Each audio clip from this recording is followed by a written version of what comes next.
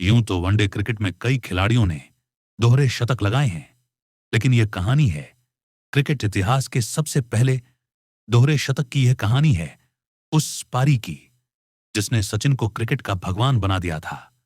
उस मैच में अफ्रीकी खिलाड़ियों ने जान की बाजी लगा दी थी, लेकिन फिर भी वह सचिन को दोहरा शतक लगाने से रोक नहीं पाए और सचिन के बल्ले से निकली एक करिश्माई पारी हमेशा हमेशा के लिए यादगार बन गई, क्योंकि इस पारी से पहले पूरी दुनिया के लिए वनडे क्रिकेट में दोहरा शतक लगाना एक सपना भर था।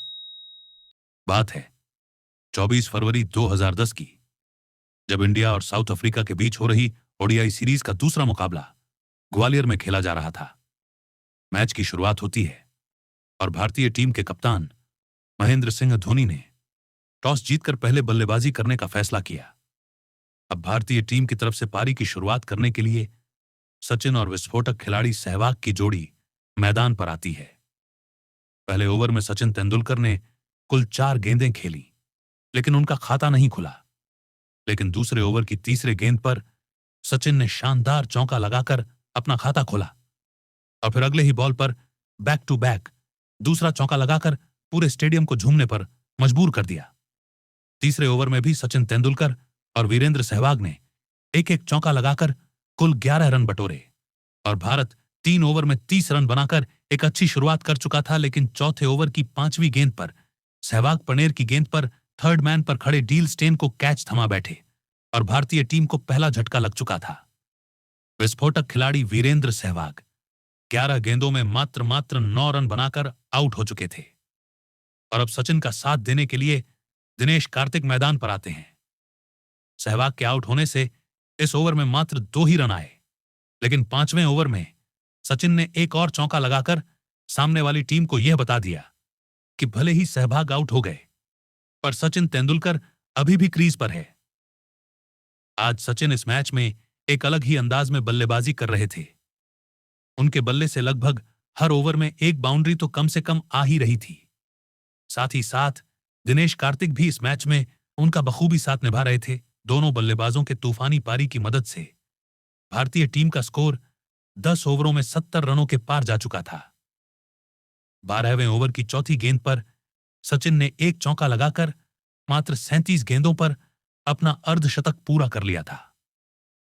आज शुरुआत से ही सचिन के आक्रामक तेवर देखकर ऐसा लग रहा था कि आज कुछ बहुत ही बड़ा होने वाला है। हाफ सेंचुरी पूरा करने के बाद सचिन तेंदुलकर थोड़ा संभल कर बैटिंग करने लगे और क्रीज पर अपने पांव को और मजबूती से जमाने में लग गए।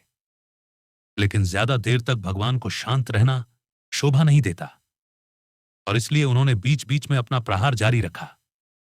अब इसी के साथ 15वें ओवर में भारतीय टीम ने अपने 100 रन के आंकड़े को छू लिया था, जिसमें सचिन के अकेले 48 गेंदों पर 62 रन थे और वो नाबाद खड़े थे। इसके बाद दिनेश कार्तिक संभल कर बैटिंग करने लगे और सिंगल लेकर स्ट्राइक सचिन को देने लगे, जबकि सचिन तेंदुलकर बीच बीच में चौके लगाकर रन रेट को तेजी से आगे बढ़ाने लगे।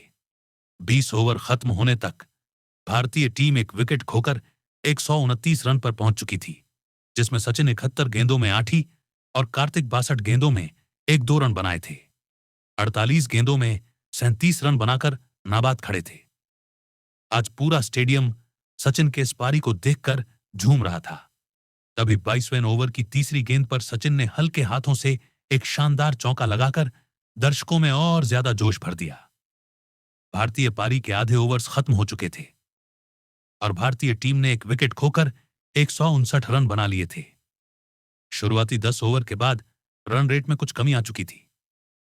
दिनेश कार्तिक ने एक लगाकर रन रेट को बढ़ाने का प्रयास तेज कर दिया। वहीं अब सचिन शतक के बिल्कुल नजदीक थे, इसलिए सचिन अफसोस समझकर बल्लेबाजी कर रहे थे। कई बार नर्वस 90 का शिकार हो चुके। सचिन अब शतक के करीब थे। ऐसा माना जाता है कि अगर सचिन नर्वस 99 में आउट ना होते तो उनके लगभग 120 शतक होते। उधर शतक के लिए ज्यादा देर इंतजार करना सचिन के स्वभाव में नहीं था। 28वें ओवर में जेपी डुमिनी की आखिरी गेंद पर 1 रन लेकर सचिन ने 99 गेंदों में अपना 46वां वनडे शतक पूरा कर लिया था और पूरा स्टेडियम खुशियों से झूम उठा। सचिन ने भी अपना बल्ला ऊपर उठाकर दर्शकों का अभिवादन किया। शतक पूरा होते ही सचिन ने गेंदबाजों की खबर लेनी शुरू कर दी और अगली गेंद पर एक और चौका लगाकर गेंदबाजों को बता दिया कि अब उनको रोकना असंभव है। और आज सचिन अपने अंदाज में ही बल्लेबाजी किए जा रहे थे। और अब बात करते हैं, साथ ही दिनेश कार्तिक भी अपना पैर मजबूती से जमा चुके थे। 30वें ओवर की पहली गेंद पर दिनेश कार्तिक ने जेपी डिमनी को एक शानदार लगाकर अपने इरादे जता दिए थे। फिर चौथी गेंद पर एक चौका लगाकर 30वें ओवर से कुल 12 रन बटोरे, जिसके बाद भारतीय टीम का स्कोर 30 ओवरों की समाप्ति पर 198 रनों तक पहुंच चुका था। लेकिन 31वें ओवर से मात्र 2 ही रन आए, जिसके कारण सचिन ने इस ओवर का कोटा बताया। 30वें ओवर में पहले एक और फिर आखिरी बॉल पर एक चौका लगाकर पूरा किया और इस ओवर से कुल 13 रन बटोरे। सचिन और दिनेश कार्तिक की पार्टनरशिप 200 रनों की तरफ बढ़ रही थी। लेकिन तभी 34वें ओवर में पर्नेर की दूसरी गेंद पर पुल करने के चक्कर में दिनेश कार्तिक सीधा हर्षल ग्रिप्स को कैच थमा बैठे। सचिन और दिनेश कार्तिक की यह पार्टनरशिप लंबे समय के बाद अब टूट चुकी थी। दिनेश कार्तिक 85 गेंदों पर 79 रनों की शानदार पारी खेल अब पवेलियन जा रहे थे, लेकिन अभी अभी भी सचिन मैदान पर जमे हुए थे। दिनेश कार्तिक के आउट होने के बाद यूसुफ पठान को मैदान पर भेजा गया। 34 ओवर्स में भारतीय टीम 228 रन बनाकर एक बहुत ही अच्छी स्थिति में था और अब दोनों बल्लेबाजों ने गेंदबाजों पर प्रहार करना शुरू कर दिया। 34वें ओवर में सचिन और पठान ने स्टेन गन के नाम से विश्वविख्यात डेल स्टेन को आड़े हाथों लेते हुए इस ओवर में 17 रन ठोक डाले और 35 ओवर की पहली गेंद पर यूसुफ पठान ने मिड ऑन पर एक शानदार लगाया और फिर अगली ही गेंद पर सिंगल लेकर स्ट्राइक सिन को दे दी, जिसके बाद सचिन ने एक और चौका लगाकर अपने 150 रन पूरे कर लिए और बल्ला उठाकर दर्शकों का अभिवादन किया। अब सचिन 150 रनों पर पहुंच चुके थे और भारतीय पारी के अभी भी 12 ओवर बचे हुए थे, इसलिए पूरा देश सचिन के 200 रनों के बारे में सोचने लगा। कोई और खिलाड़ी होता तो लोग सोचते कि इतनी देर से खेल रहा है, अब तो थक गया होगा, आउट हो जाएगा। लेकिन ये सचिन थे और पिछले 20 सालों में उनके द्वारा किए गए कारनामे इस बात के गवाह थे कि अगर कोई 200 रन मार सकता है तो वो है सचिन तेंदुलकर। अब 41वें ओवर में सचिन ने एक शानदार लगाया, वहीं यूसुफ पठान ने भी एक शानदार चौका लगाया और दोनों ने मिलकर इस ओवर में कुल 14 रन ठोक डाले और भारत ने इसी ओवर में 300 रनों के आंकड़े को भी छू लिया। लेकिन 300 रन पूरे होते ही यूसुफ पठान 42वें ओवर की पहली गेंद पर डिविलियर्स को कैच थमा बैठे। पठान की 22 गेंदों में 36 रनों की तूफानी पारी समाप्त हुई और साउथ अफ्रीकी गेंदबाजों को थोड़ी राहत की सांस जरूर मिली। लेकिन अब मैदान पर कहर भर पाने और सचिन का साथ देने के लिए आ रहे थे भारतीय टीम के कप्तान महेंद्र सिंह धोनी। ओवर की पहली गेंद पर विकेट तो गिर गया था, लेकिन 5वीं गेंद पर सचिन ने चौका लगाया और फिर आखिरी गेंद पर एक शानदार लगाकर गेंदबाजों की खुशियों पर पानी फेर दिया। अब सचिन और चौकों की बरसात कर रहे थे। 45वें ओवर में भारत का स्कोर 300 रन हो गया था और सचिन भी 141 रनों तक पहुंच गए थे। पूरा स्टेडियम सचिन के दोहरे शतक के लिए प्रार्थना करने लगा और हर कोई यही दुआ कर रहा था कि आज कैसे भी सचिन का दोहरा शतक हो जाए। लेकिन यह इंतजार थोड़ा सा लंबा हो गया, क्योंकि अब महेंद्र सिंह धोनी स्ट्राइक पर रहकर चौकों और की बरसात कर रहे थे। 46वें ओवर में धोनी ने 5वीं गेंद पर चौका और 6ठी गेंद पर एक शानदार लगाया। वहीं सचिन इस ओवर में 2 डबल और एक सिंगल के साथ 5 रन ही बना पाए और 196 रन के स्कोर पर पहुंच गए। और वहीं 48वें ओवर में सचिन मात्र 2 ही रन बना पाए और अब सचिन 198 रनों तक पहुंच चुके थे। सबको लग रहा था कि 49वें ओवर में सचिन अपना दोहरा शतक पूरा कर लेंगे, लेकिन इस ओवर में उनको स्ट्राइक ही नहीं मिली और यह देखकर सभी भारतीय फैंस महेंद्र सिंह धोनी पर काफी गुस्सा थे। 49वें ओवर में धोनी ने दूसरी गेंद पर एक और चौथी गेंद पर एक चौका मारकर और उसके बाद 5वीं गेंद पर एक और लगा दिया। वहीं आखिरी गेंद पर धोनी ने एक सिंगल ले लिया, जिसके कारण स्ट्राइक फिर से धोनी के पास थी। आखिरी ओवर की पहली गेंद पर कोई रन नहीं बना और दूसरी गेंद पर धोनी ने एक और लगा दिया, लेकिन सचिन के फैंस को नहीं सिर्फ स्ट्राइक चाहिए था। धोनी ने भी उन सभी खिलाड़ियों को निराश ना करते हुए चौथी गेंद पर एक सिंगल लेकर स्ट्राइक पर सचिन को पहुंचाया। सचिन 199 रनों पर अभी भी बल्लेबाजी कर रहे थे।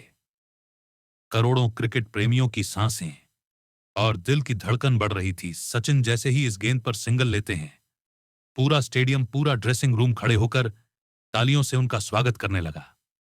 पूरा स्टेडियम सचिन सचिन के नारे लगा रहा था और इतिहास लिखा जा चुका था। Gets it first man on the planet to hitch 200 and it's a superman from India. Sachin Tendulkar, फर्स्टर सचिन क्रिकेट इतिहास के पहले बैट्समैन बन चुके थे जिन्होंने ओडीआई में दोहरा शतक लगाया।